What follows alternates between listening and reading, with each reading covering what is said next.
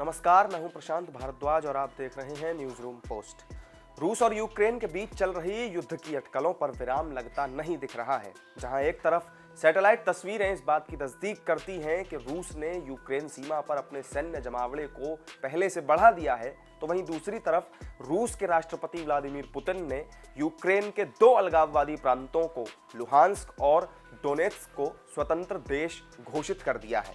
Putin के इस फैसले पर यूएन ने चिंता जाहिर करते हुए इस फैसले को क्षेत्रीय अखंडता और यूक्रेन की संप्रभुता का उल्लंघन करार दिया है। दूसरी तरफ आज संयुक्त राष्ट्र सुरक्षा परिषद यानी यूएनएससी की एक इमरजेंसी मीटिंग भी बुलाई गई है। रूस के इस कदम के बाद दुनिया भर के लोगों के मन में यही सवाल है कि आखिर रूस ने ऐसा क्यों किया और इसके मायने दरअसल क्या है। तो आज इस वीडियो में हम आपको इन्हीं सवालों के जवाब देने जा रहे हैं।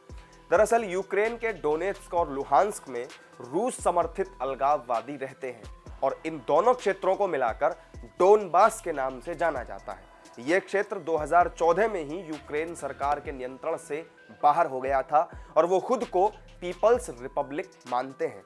यूक्रेन का कहना है कि यहाँ लड़ाई में 15,000 से ज्यादा लोग अब तक मारे गए हैं। रूस अलग अलग तरह से यहाँ के अलगाववादियों को समर्थन करता रहता है। रूस ने यहाँ के लोगों को लगभग 80 लाख पासपोर्ट दिए। इसके अलावा कोरोना के प्रकोप के दौरान भी रूस इनके लिए वैक्सीन, आर्थिक मदद और अन्य सामग्रियों की भी व्यवस्था करता रहा है। रूस कहता है कि वो डोनबास को यूक्रेन का हिस्सा नहीं मानता।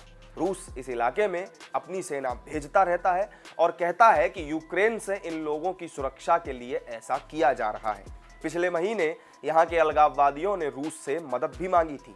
इस वजह से यहाँ यूक्रेन और रूस के सैनिकों के बीच टकराव बढ़ने की संभावना है। ऐसा करके रूस ने मिन्स्क पीस प्रोसेस का उल्लंघन भी किया है। अब आप सोचेंगे कि ये मिन्स्क पीस प्रोसेस क्या है। असल में 2014-15 में यूक्रेन के डोनबास क्षेत्र में युद्ध समाप्ति के लिए यूक्रेन, रूस और organisation for security and cooperation in Europe के बीच फ्रांस और जर्मनी की मध्यस्थता से एक त्रिपक्षीय यानी कि ट्राइलेटरल शांति समझौता हुआ था, जिसे मिन्स्क पीस एग्रीमेंट कहा जाता है। इसके तहत आपसी बातचीत के जरिए समस्या का हल निकालने की बात की गई थी, लेकिन रूस और यूक्रेन दोनों ही देशों ने इस समझौते का उल्लंघन किया। इसका पालन वो नहीं कर पाए। वैसे रूस जॉर्जिया के साथ भी 2008 में ऐसा ही कर चुका है। उस वक्त उसने एक छोटा सा युद्ध छेड़ा और जॉर्जिया के दो क्षेत्रों को अपने क्षेत्र में मिला लिया। उस वक्त भी रूस के इस कदम की अंतर्राष्ट्रीय बिरादरी में जमकर आलोचना हुई थी। तो ये थी रूस के यूक्रेन से अलगाव रखने वाले दो देशों को मान्यता देने के पीछे की वजह और उसके मायने। हमारी इस वीडियो में फिलहाल इतना ही। किसी नई जानकारी के साथ आपसे फिर होगी मुलाकात। नमस्कार।